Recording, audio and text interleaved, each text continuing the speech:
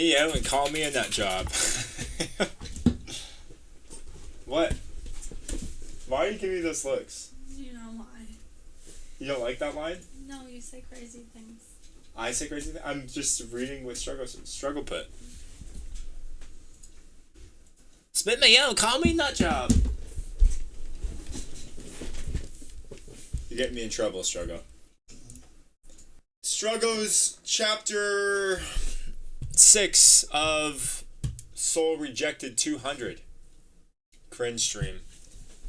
Dude, if we made this like a try not to cringe challenge, I would lose all the viewers. I could be real cringe. But you'll never know. Because I will never do it. That would be a clip. Just me being like as cringe as possible. Do you think that would blow up? You're already cringe. Oh. Alright. That's it. It's time to read. It's time to read before my feelings get hurt. Okay, Soul Rejected 200 by Struggo. So, quick recap. Quick recap is, let me see if I can get this, I can nail this. Zephaniah was killed by a demon that possessed his friend. He went to heaven. He got rejected in heaven because of the way he was killed. He got sent down to hell. He almost was eaten by a demon in hell, but then another demon named Nico rescued him. Nico makes a deal with Zeph to send him back up to the mortal plane in return for 200 souls of the damned, essentially, so bad people. 200 souls of criminals. In the meantime, Zephaniah's going to save Dylan. How was that? I think that's pretty good. And now that was where we left off, and now we're at chapter 6. Okay. After Zephaniah signed the contract, Nico guided him back to Spin's workshop, where the little demon had been waiting the entire time. Oh, good, you're back. Spin put down whatever contraption he was tinkering with and spun around in his chair once again. Never seen someone so bent up or killing a few hundred arseholes. We just settled on 200. Zeph looked at his feet at the sound of the side of the bargain. Well, spit me out and call me a nut job. Nick, you came down on a contract? Spin lifted a magnifying lens off the bigger of his two eyes and stayed suspended by some mechanism of the headband he wore. Zeph gave an implicative look to Nico, who avoided his gaze. When he finally spoke, he directed it to Spin. Just tell him how we're going to get his pain in the ass off this plane of existence. Alrighty then. Fallen, would you know about transitive energy? Never heard of it. It's the energy that gets scraped off the top when some crosses between universes. Demons make portals and sacrifices and whatnot for their own personal gain. The cost for making a ritual is often in payment for transitive energy. Payment? Well, sort of. There can be different energy consumers in a ritual, but generally there are two major costs: connecting the portal and feeding the beast. If they ain't enough to force someone to the other side, then the soul cauldron will just suck up the extra energy and spit them right back out. And that's why Dylan is back on Earth. I drove up the cost, and the soul cauldron put him back. Zephaniah straightens up a little, and a flicker of intelligence crosses his eyes. That's right-o! Good for you, Fallen! Spin's condensation stole the smile that tugged at the corner of Zeph's lips. Even better is that you can probably leave here. One for one. Maybe one and a half for having a stowaway. He extended one long digit towards Zeph, directly towards the spot on his chest where Jody stabbed him. Zeph looked down at his shirt and scrunched his eyebrows. This was the second time that a demon pointed at the exact spot where he was stabbed, even though there was clearly just a shirt there. He snuck a peek between his own collar to look at his bare chest. There wasn't a scar or even a scratch. He was, however, a little surprised to find a little more pectoral than he was used to. Are you enjoying yourself? Nico caught the attention of Zephaniah, who was making a not bad face. Zeph switched between looking at the two disappointed demons. Nico shook his head dismissively. Let's just call it 2 coins. And he brandished 2 soul coins and began tossing them into the air repeatedly. I will give you these. Don't eat them. He tossed the coins to Zephaniah, who wasn't sure why he would eat them, but when he caught them in his hand, his vision darkened around the coins. He was staring into them. Two dim, dwindling coins slowly pressed into the skin of his palm, and he could feel the sensation welling up from him. It built in his gut like a fire and vacuum all at once. He was hungry, starving. His soul ached for more, but before the coins could descend into his hand, Nico snatched them, breaking Zeph's captivation. I just told you, Fallen, you can't have these back until I get the pot. Nico took his distaste out of the room and down the hallway.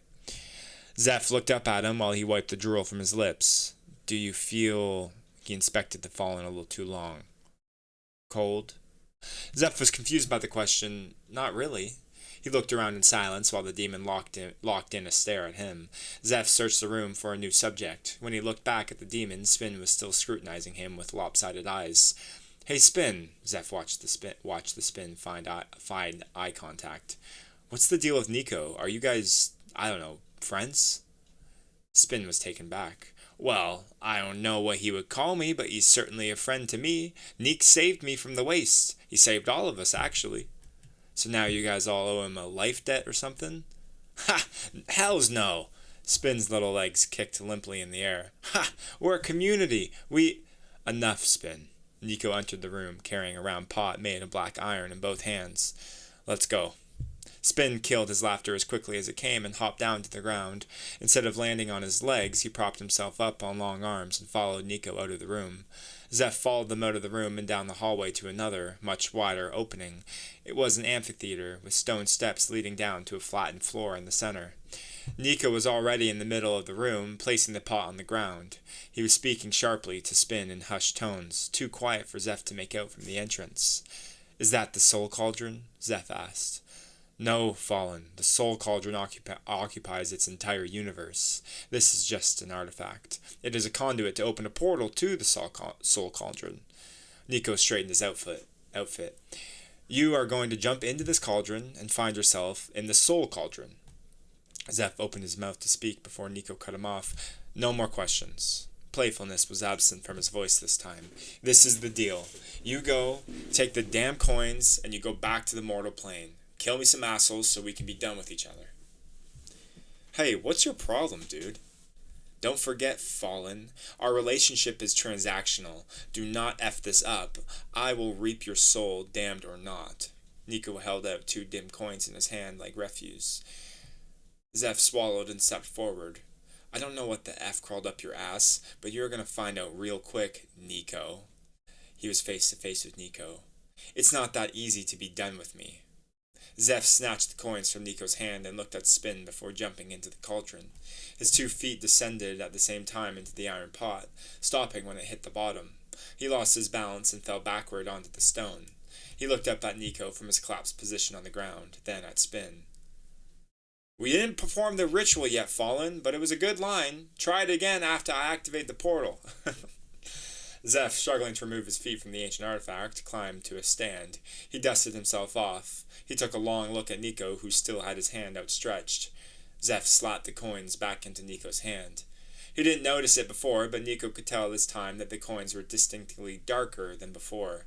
They were dim before, but they were nearly snuffed out now. He looked up at Zephaniah and could see the demon eyes. He could see with demon eyes what mortals can't. He looked...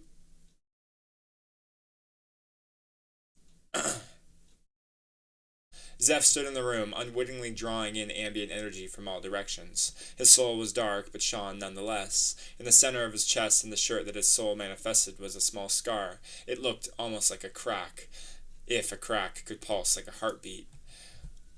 Floating specks of energy congregated on the skin of the Fallen before disappearing altogether.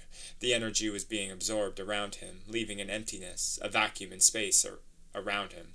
The scar was sucking the life out of the world around him. Around him? And what's more, it was sucking the life from Zeph too.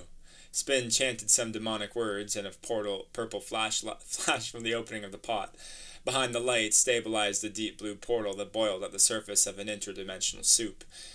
Alright, it's all ready. Go ahead. Say that say that sick stuff again. Spin earned a look from both Zeph and Nico. Zeph and Nico eyed each other one more time, and Zeph approached. He closed his eyes and took a deep breath before speaking. I get it now. Zeph looked at the demon's visage one last time before grabbing the coins. I hope you can keep them all safe.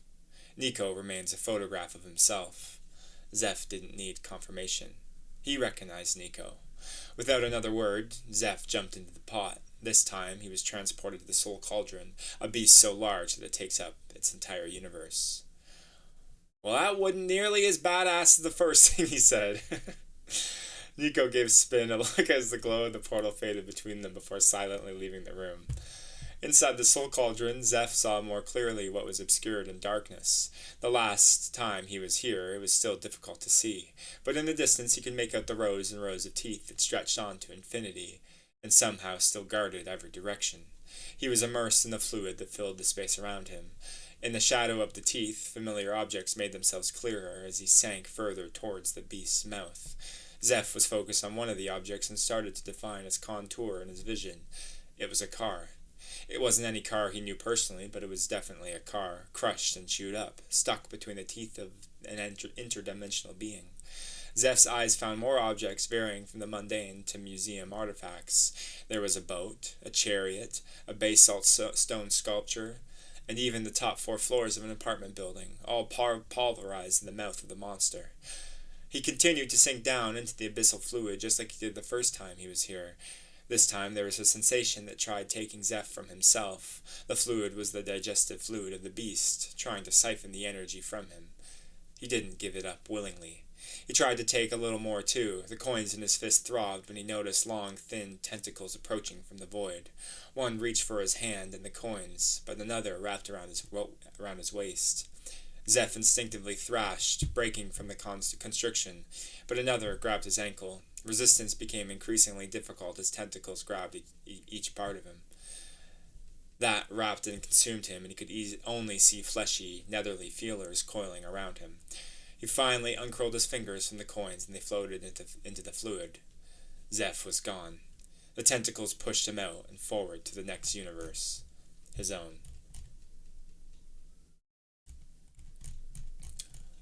Yo. Okay. Love the Soul Cauldron. Love Spin. The reason why it looked like I had a stroke was because I got confused when you switched perspectives. Hi, Mita.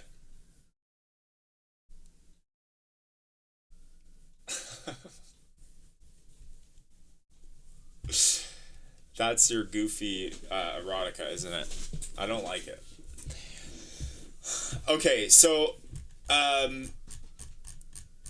everything about the actual story and the bones and the plot is really fantastic. I got confused when you swapped perspectives between Nico and Zeph, and that's why it kind of like stroked out.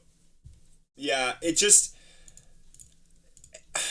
like so your story isn't necessarily third person limited. I remember we were talking about this earlier. Because I know you and I have talked a lot about how you want your book to be more omniscient than third person limited, right? Where you can go into the heads of each person. The thing is, though, is that for the most part, you write in this style that is just Zeph, right? So then it's almost as if you're writing. Okay, so right here, look. So this is in Zeph's perspective and in Zeph's mind, and you kind of write like this like internal narrative that's coming from his perspective. This was the second time that demon pointed the exact spot.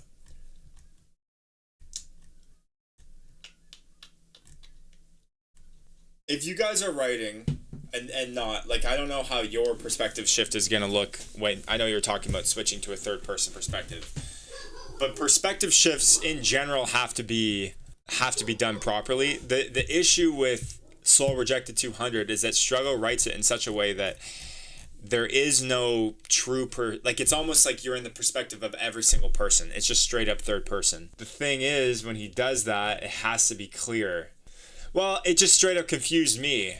And like normally he does it fine. Like this third person style that he has, Normally he does it well. Because he writes right here. So this is Zeph's perspective here, Zeph's mind. Then this is Nico's mind.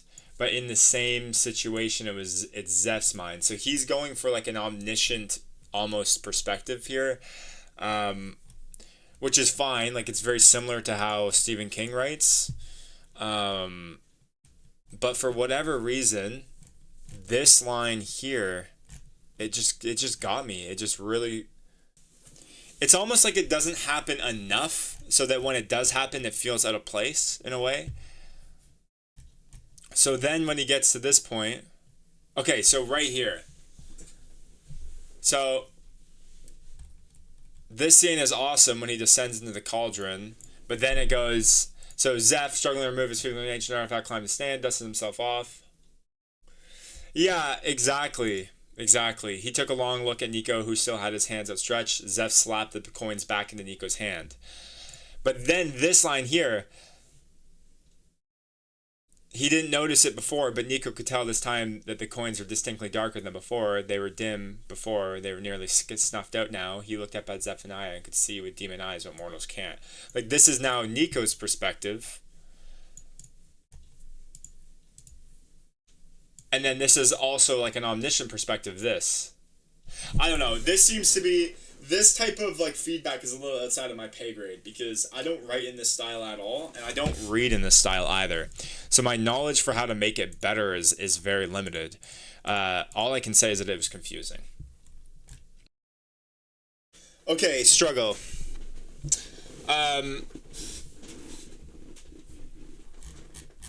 Yeah, there's nothing.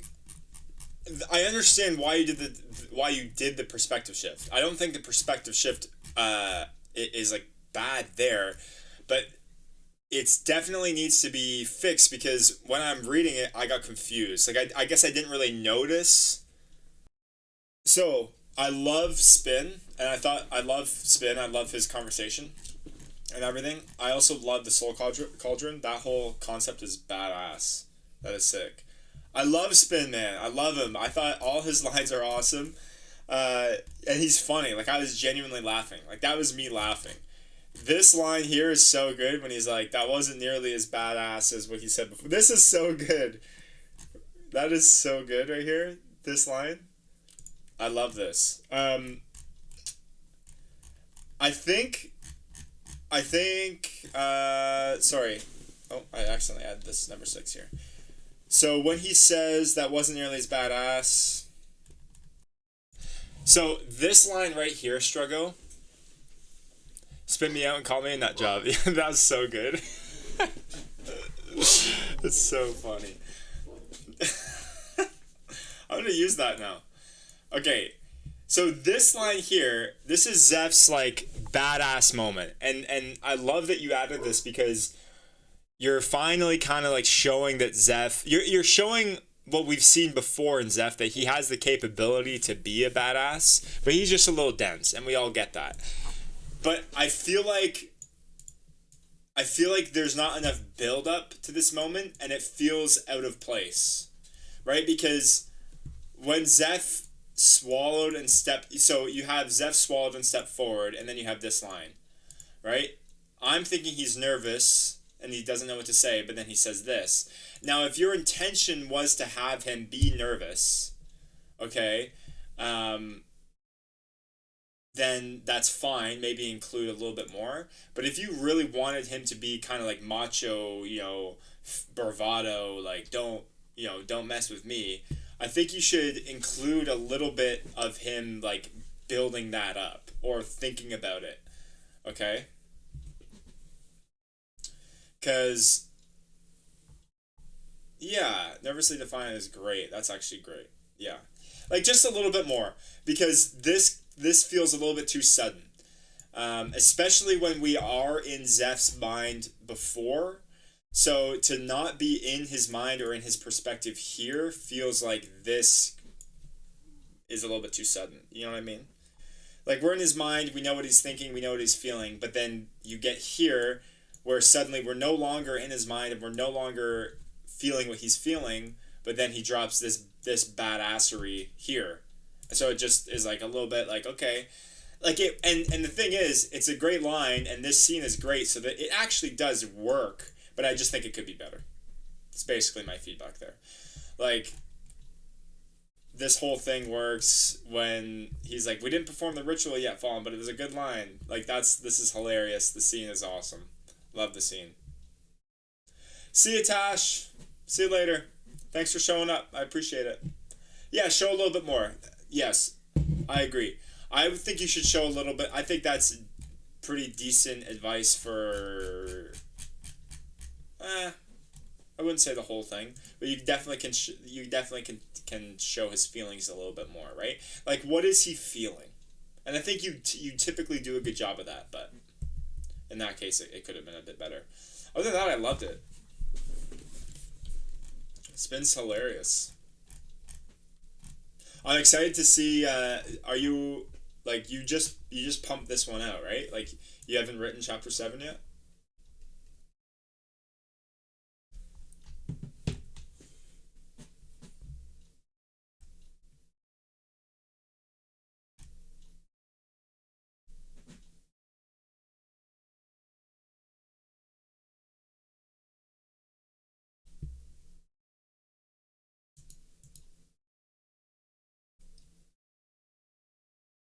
Okay, so I think this is a good example of how to fix the perspective shift. Sorry, duty called again, but I heard most of that. Okay, you're good. This right here, because you have these. Okay, you're here. All right. So I think this sentence needs to be slightly rearranged. Like, this time he is transported the soul cauldron to be so large that it takes up its entire universe. I think this line here needs to almost be like cut and pasted down here, because you're swapping these scenes, right? You're going between perspectives and between scenes. So Zeph jumps into the pot, right? And he vanishes. Jeff jumps in and he's gone, which is yeah, okay. And then Spin says this line, which is hilarious, right? I love this. This genuinely made me laugh. So, and then it goes to Zeph in the Soul Cauldron. But when you say Zeph jumped in the pot, this time he's transported the Soul Cauldron and be so large it takes up his entire universe. Well, now Zeph jumps in. We're transported there. Then we go back, and then we go there. And I think if you just cut this line out and paste it down here, it will just be better. And like, I think this is general. Like, you can use this as an example for the rest of the time when you're shifting these scenes and these perspectives, because you're not necessarily shifting perspectives. Like, this is a bird's eye view, essentially. Well, not bird's eye view, but this is an omniscient view, right? It's tough, man. I don't write in this way, so like, I have limited advice. But I think this is a really good example. Like, if you just cut this here, just shows like the different scenes and like how it swaps.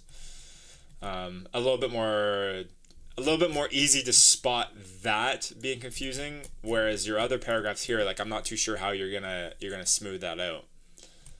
But anyways, I'm excited for chapter 7. I really am.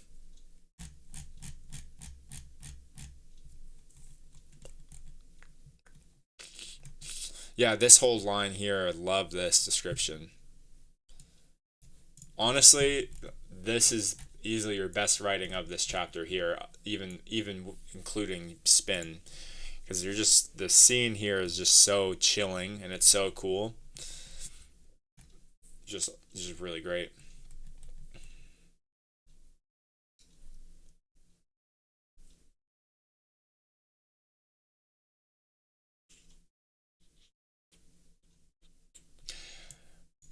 Yeah, I see why you need this perspective shit. I see why you need to go into Nico's head here, because this is a foreshadowing moment. This is an important foreshadowing moment to the story.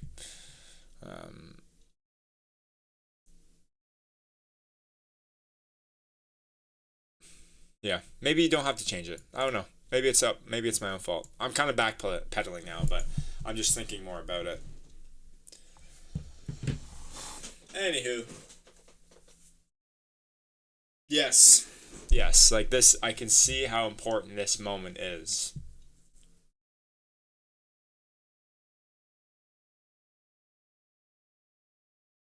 Something, yeah, maybe something. Like, this is really cool.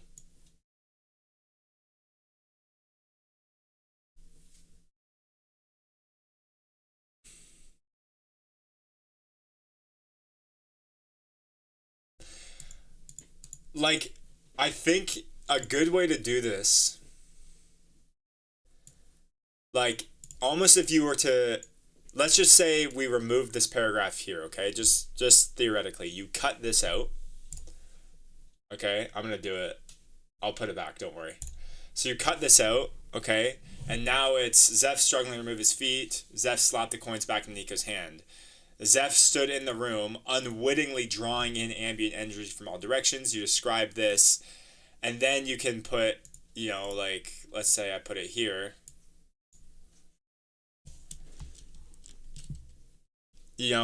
Actually, no, that doesn't work. But you could describe, like, to Nico, and then show that it's what Nico's thinking. Because I feel like if you don't actually make um, the emphasis, I guess.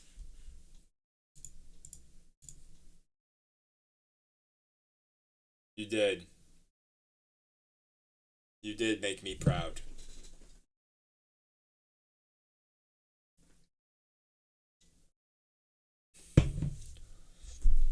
I don't know. I think it's just like I think you know what it is? I think it's that I can't properly discern whose perspective it is, and that's why it confused me. If you make it more clear that it's Nico, or you just at least say to Nico he saw this instead of just saying Nico could tell, because your writer's voice is identical to how you write here. So I don't know. Mess around with it and figure it out. Yeah.